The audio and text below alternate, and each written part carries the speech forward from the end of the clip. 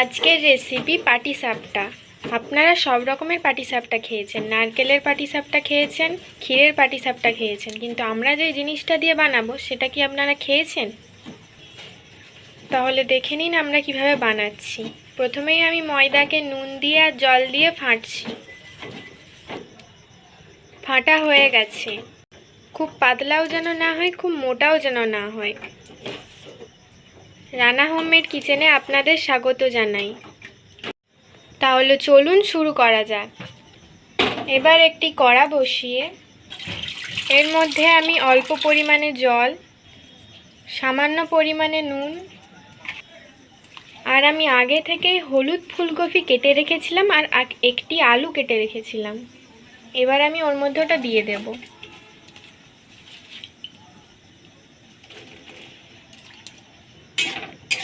এবার এটাকে কিছুক্ষণ নেড়ে আমি সেদ্ধ হওয়ার জন্য ঢাকা দিয়ে দেব। 10 মিনিট পর আমি এবার ঢাকাটা খুলে নেব। এবার কেটে দেখব সেদ্ধ হয়ে গেছে কিনা। সেদ্ধ হয়ে গেছে, এবার আমি নামিয়ে নেব। এবার কড়া বসিয়ে ওর মধ্যে সরষের তেল, অল্প পরিমাণে চিনি আর আদা কুচো দিয়ে কিছুক্ষণ নেড়ে নেব।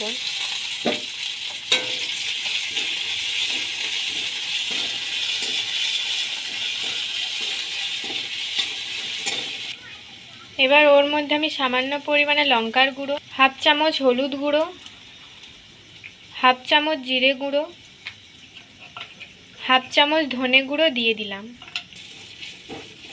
একটু ভেজে নিয়ে এবার আমি ওর মধ্যে জল ঢেলে দেব।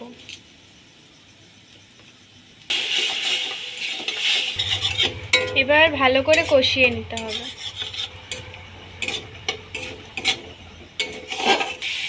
কষানো হয়ে গেছে, এবার আমি আগে থেকেই পনির চুড়ে রেখেছিলাম, এবার ওর মধ্যে ওটা দিয়ে দেব।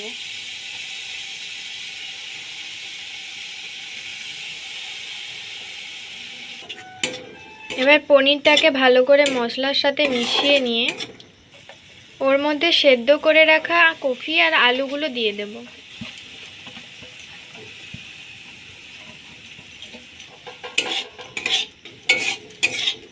এবার এটাকে ভালো করে কষিয়ে নিতে হবে।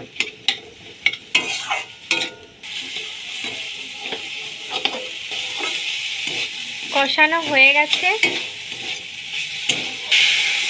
অল্প পরিমাণে জল দিয়ে দেব।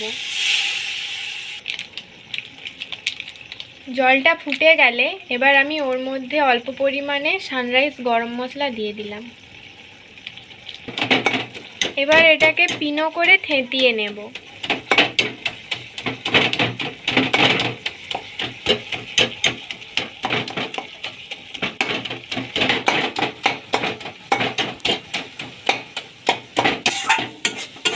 থেঁতানো হয়ে গেছে। আর আমি ফুলকপি আলু সেদ্ধ করার সময় নুন দিয়েছিলাম, কিন্তু যেহেতু পরে পনির দিয়েছি তাই অল্প পরিমাণে নুন দিয়ে দেব। এবার নেড়ে নামিয়ে দেব, যাতে জল না থাকে। পাটিসাপটার জন্য পুর তৈরি হয়ে গেছে। এবার আমি তাওয়া বসিয়েছি গরম করার জন্য। তাওয়াটা গরম হয়ে গেছে, এবার আমি ওতে সরষের তেল বুলিয়ে নেব। তেলটা গরম হয়ে গেছে, এবার আমি গুলে রাখা ময়দাটা দিয়ে দেব 1 ডাবু। এইভাবে মিলে নেব।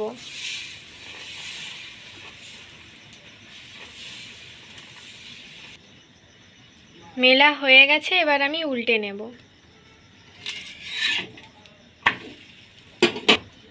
এবার এর মধ্যে পুরটা দিয়ে দেব। পুর দেওয়া হয়ে গেছে, এবার আমি মুড়িয়ে নেব।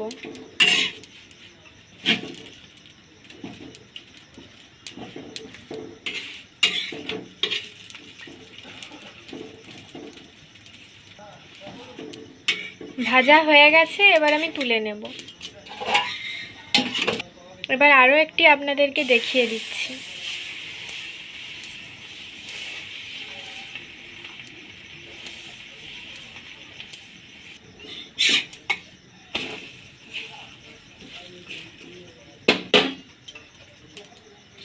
এবার আমি পুরটা দিয়ে দিচ্ছি।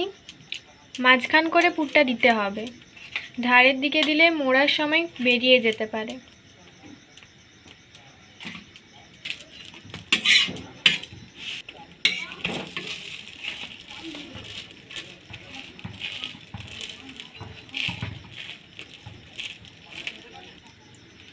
ভাজা হয়ে গেছে, এবার আমি তুলে নেব।